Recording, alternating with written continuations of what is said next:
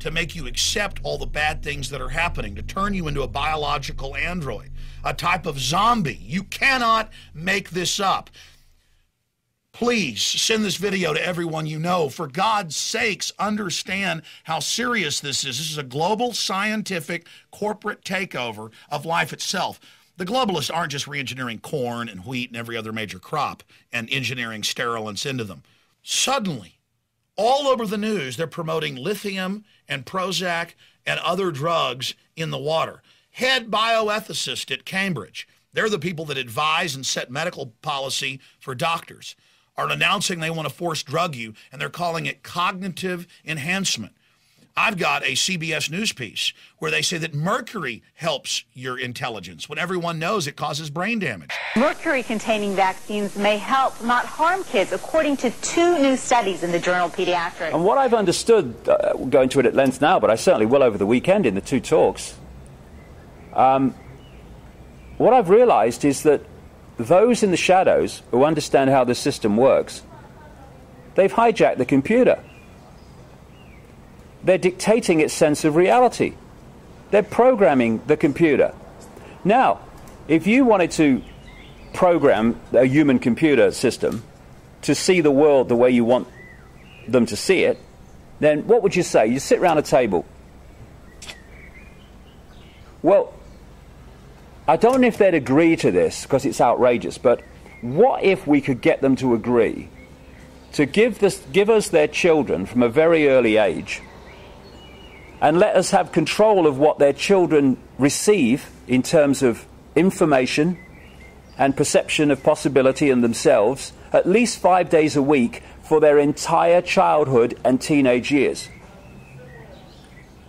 During this, if they'd let us do that, then we at the end of it would turn out people who are programmed purely by repetition, never mind anything else, to see the world the way we want them to see it. And then, of course, once we've done that to a few generations of people, those people called parents will then pass on that programming to the next generation, and so it goes on and so it goes on.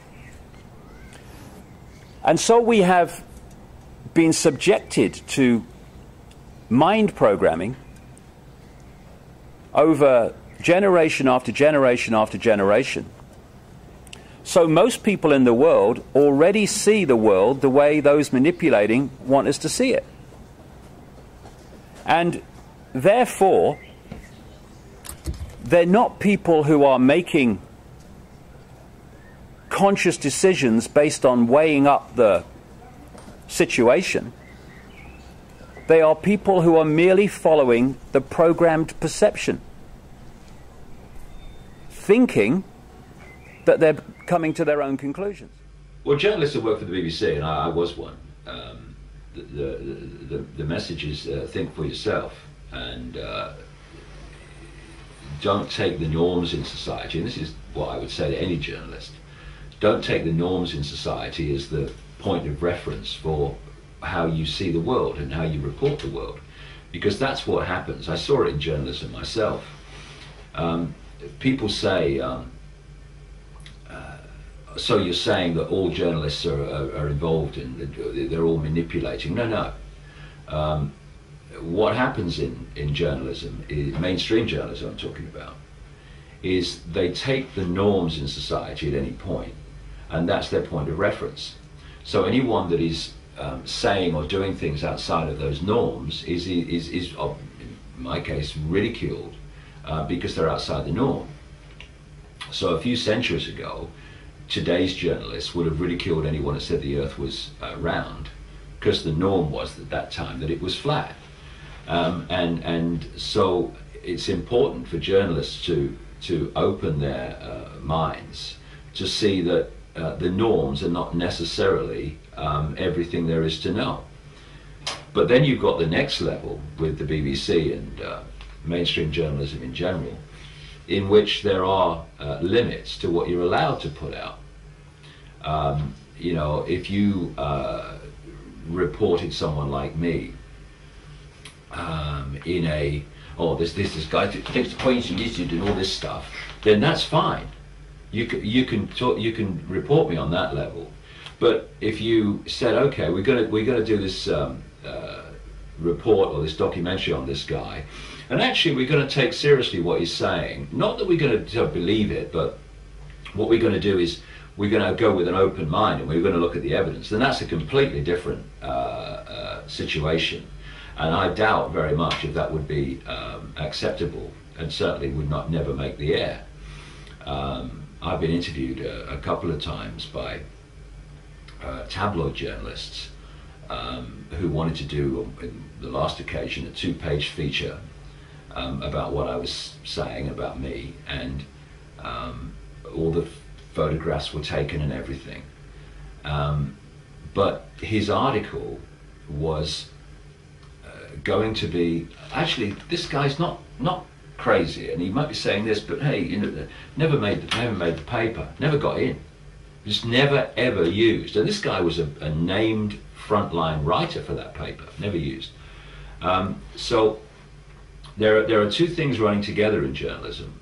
One is the closed-mindedness of most journalists, they're certainly not all, and the other thing is even those that are open to seeing life in a more expansive way, they then face the block of the structure.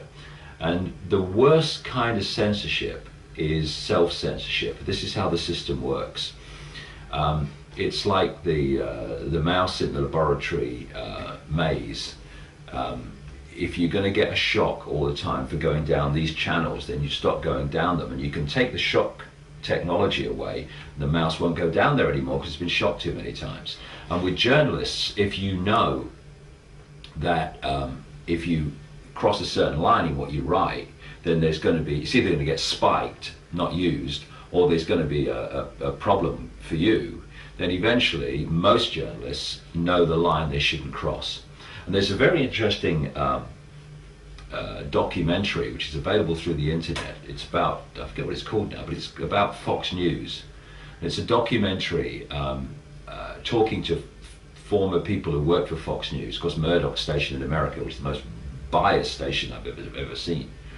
And they tell this whole story of how there's such limits on what they can say and how they can report things, that in the end you just stop putting it in or offering it or doing it if it crosses that line. Self-censorship's the worst thing, because then, you know, there's no confrontation, there's no debate, hey, why is this being censored? It just isn't done, and that's the worst kind of censorship. And journalists who succumb to that, well, they've succumbed to any connection to the word journalist for me. Very bottom line of this whole global conspiracy is, and has always been, to sell people a false identity of themselves. From cradle to grave, you are told you are the body computer. That's who you are. Once you get one generation believing a certain thing, they pass it on to the next generation, not through malevolence, but because they think that's how it is. And what you've got, therefore, are people going through an entire lifetime, all over the world, virtually, being told that they are their space. They may tell those stupid TSA agents that are going to be dying of cancer. They may tell the guys driving the 500 mobile trucks around that look right through your walls, 10 times more powerful than a chest x-ray, it's okay, but it isn't. It's not okay. It's not okay. Now, I promise I'm getting to your phone calls.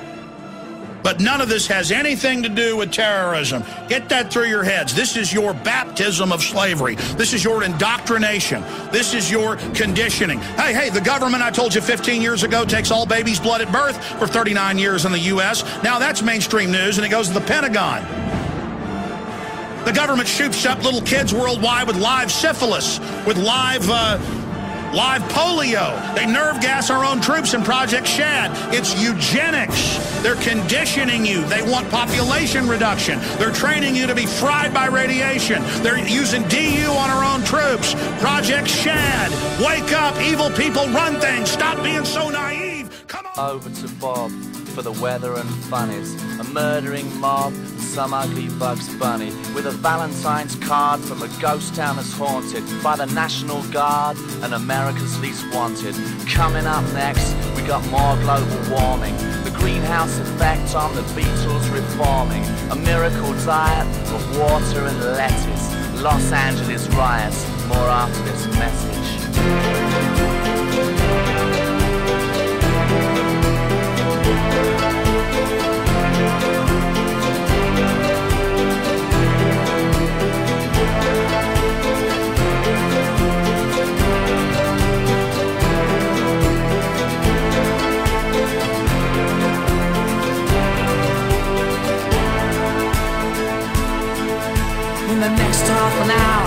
jury with their verdict.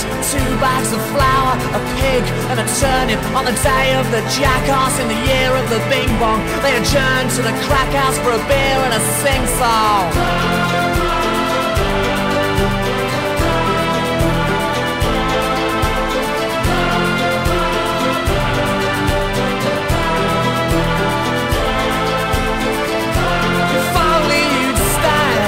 To the end of this story, I'll tell your mum and dad not to worry.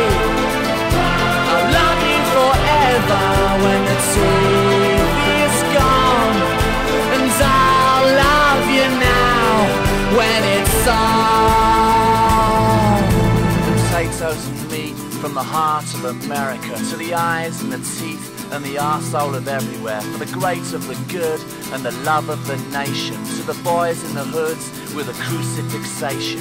Cable the network to the land of the plenty where the tables are set, but the cupboards are empty. It's sexy, it's groovy, it's big and it's clever. Turn on and tune in and switch off forever. Turn on, tune in, switch off forever. Turn on, tune in, switch off forever. Turn on, tune in, switch off forever. Turn on, tune in, switch off forever.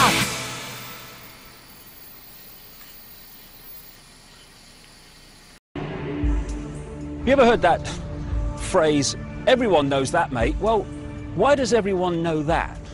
Well, it's because this system is controlled by what I call repeaters. They're people in the situations of power and influence who just repeat what someone else tells them. A doctor is repeating what they were told at medical school and what the drug companies tell them. You've got teachers who repeat what they learned in their exams and what they learned at teacher training college, and they repeat that to the next generation. And the great repeaters are what pass for journalists. This is that area outside Parliament where they stand there doing their pieces to camera, telling people what's going on. Here we have the crews waiting for the journalists to come across from Westminster and stand there and tell them what's happening in the world. The fact is, they don't know what's happening. They know nothing. So this is what they should be saying if they were telling the truth. Now over to Westminster for the latest news from David Icke. Thank you, you. Well, I've got to be honest, mate, I haven't got a clue what's going on. I tell you what my job is, right? I wear a dark suit, not normally, but, you know, I'm playing here. And I'm come over from there, and I tell you what they've told me is going on. And I deliver it as if I know what's going on, and it's really true. I haven't got a clue if it's true. But they tell me, and they wouldn't lie, would they? I mean, would Tony Blair lie about what's really happening? Would George Bush, please? I'm a journalist, trust me.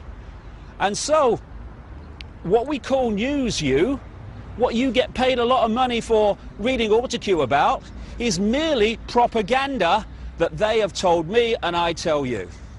David Icke, BBC, ITN, CNN, CBS, Sky News, Westminster. You think I'd be on hundreds of radio stations, on all these years, lying? You think I'd get away with that? I've already given you all the evidence and all the proof.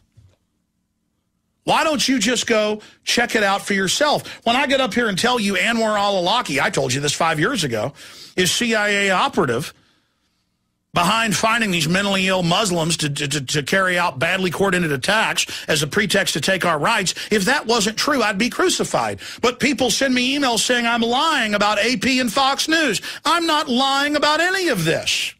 I'm telling the truth.